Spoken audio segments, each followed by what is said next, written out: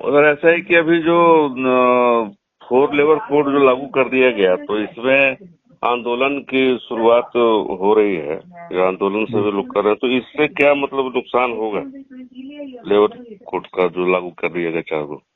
Labour code में 90% worker जो है वो लेबर लॉ के परव्यू से बाहर हो जाएंगे।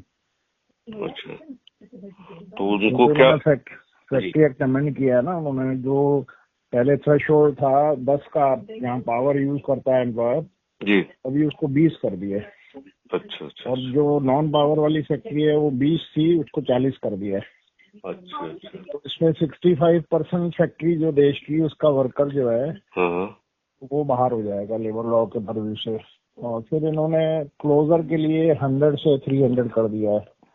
सब जितने भी बड़े बड़े सिटीज में फैक्ट्री हैं वो बंद कर रहे हैं मालिक, और दूसरे रिमोट एरिया में उत्तराखंड इधर उधर सस्ती जमीनें लेके वहाँ पे चीप लेबर लेके वहाँ पर अपने नए काम खोल रहे हैं। तो बेरोजगारी और ज्यादा बढ़ जाएगी और उनके साथ इंडस्ट्रीज होगा, अन्याय होगा वर्कर के साथ। और जो फैक्ट्री का स्टैंडिंग ऑर्डर है वो 300 से ऊपर वाले एम्प्लॉय पे लागू होगा, तो 95% वर्कर विल बी आउट। तो इसमें मतलब वर्कर्स को तो नुकसान होगा ही, और नए बहाली भी नहीं लिए जाएंगे सरकारी संस्थानों में, उद्योगों में। वो तो ऑलरेडी 65 लाख वैकेंसियां खाली पड़ी हैं, उनको फ्रीज किया हुआ है, उनको भर नहीं रहे हैं। वित्त मंत्रालय का एक आदेश है बहुत पुराना, वो तो खैर डॉक्टर मनमोहन सिंह के टाइम का है। जी जी। उसको लिफ्ट नहीं कर रहे। जो 6 महीने पोस्ट खाली रहेगी वो फ्रीज हो जाएगी, deem to have been freeze. तो और नई पोस्ट के क्रिएशन पर बैन है। कोई भी नया पद जो है वो सर्जन नहीं कर सकते हैं। जी जी। अगर किसी ने यहाँ पर ऑपरेशनल पॉइंट ऑफ व्यू से करना है तो वो 1:1 है, एक सरेंडर करो एक पैदा करो। जी। तो इसके लिए क्या मतलब यूनियन के लोग कैसे किस रूप में इसका विरोध करेंगे, और सरकार इसमें क्या मानेगी यूनियन की बात? देखिए, जो लेबर मिनिस्टर है वो इन सब चीजों को रिकॉग्नाइज कर रहे हैं, मान रहे हैं कि अब उनसे पहले के ये कोड पास हुए हैं पार्लियामेंट से। जी तो वो उनका कहना ये है कि इसको पार्लियामेंट में ले आकर अमेंडमेंट करनी होगी। जी। तो हमने कहा अमेंडमेंट कर दीजिए, नहीं तो अदरवाइज क्या है कि जब वर्कर, अभी तो हमारे को मोबिलाइज करना पड़ रहा है, वर्कर को समझाना पड़ रहा है, पर जब वर्कर को 12 घंटे नौकरी के लिए गवर्नमेंट ऑफिशियल ऑर्डर कर दिया यूपी में, जी। तो जब 12 घंटे नौकरी करेगा वर्कर तो फिर चिल्लाएगा, फिर अपने आप बाहर आएगा, अनरेस्ट होगा। तो औद्योगिक शांति जो है वो देश के लिए भी ठीक नहीं है और वो कामगार के लिए भी ठीक नहीं है। जी जी जी। एम्प्लॉयर भी सफर करेगा, कर्मचारी भी सफर करेगा, देश भी सफर करेगा। हमारा जो जीडीपी जो हम कह रहे हैं बढ़ रहा है, उस पर असर पड़ेगा जीडीपी पे। जी जी जी। तो इसमें क्या मतलब यूनियन पर भी असर पड़ेगा क्या? वर्कर्स पर तो असर पड़ रहा है, दिख रहा है, यूनियन पर भी असर? यूनियन पे भी इन्होंने जो एक उसमें रिकॉग्निशन का पहली दफा इंडस्ट्रियल जो डिस्प्यूट एक्ट है उसमें पहली दफा गवर्नमेंट ने इंटरवीन किया है जी कि अगर किसी यूनियन को मान्यता देनी है जी। तो सीक्रेट बैलेट से होगी। सीक्रेट बैलेट मालिक ही कराएगा, वोटर लिस्ट भी मालिक इशू करेगा। तो वो तो जो इलेक्शन ऑफिसर है वो इंडिपेंडेंट होना चाहिए। जी। और जैसे गवर्नमेंट ने इलेक्शन कमिश्नर अपॉइंट किया है, वैसे ही हर फैक्ट्री का मालिक अपना कोई एडवोकेट अपॉइंट कर देगा और वोटर लिस्ट भी इशू करेगा। और जिसको चाहेगा वो अपनी पॉकेट यूनियन को, येलो यूनियन को रिकॉग्निशन दे देगा।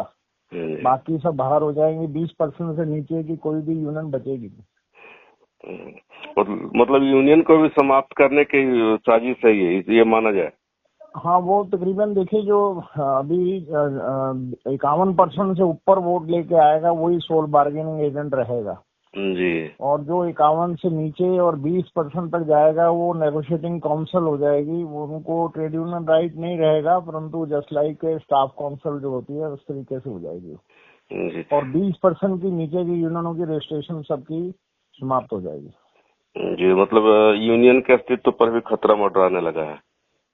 नहीं, वो मतलब हो ही जाएगा। वो तो आदेश लागू हो गए, तो अभी इन फ्यूचर इसी तरीके से काम चलेगा। तकरीबन जो राइट है फ्रीडम ऑफ एसोसिएशन का वो खत्म हो जाएगा। वर्कर 7 आदमी यूनियन बनाते थे, अब कहते हैं कि 100 आदमी बनाएगा या फैक्ट्री की स्ट्रेंथ का 10%। जी।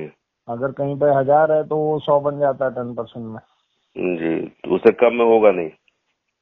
हाँ, उससे कम में यूनियन नहीं बनेगी। लिखित में देंगे, रजिस्ट्रार पर्सनली बुलाएगा, पूछेगा आप यूनियन पे दस्तखत करें, यूनियन बनाना चाहते हैं तो कोई भी वर्कर जो है अपनी रोजी रोटी को नहीं खत्म करना चाहेगा अपनी। तो अभी तक तो 7 आदमी कहीं बैठ गए कमरे में, जी प्रोसीडिंग बनाई, रजिस्ट्रेशन कराई यूनियन जी और अपना काम करना शुरू कर दिया।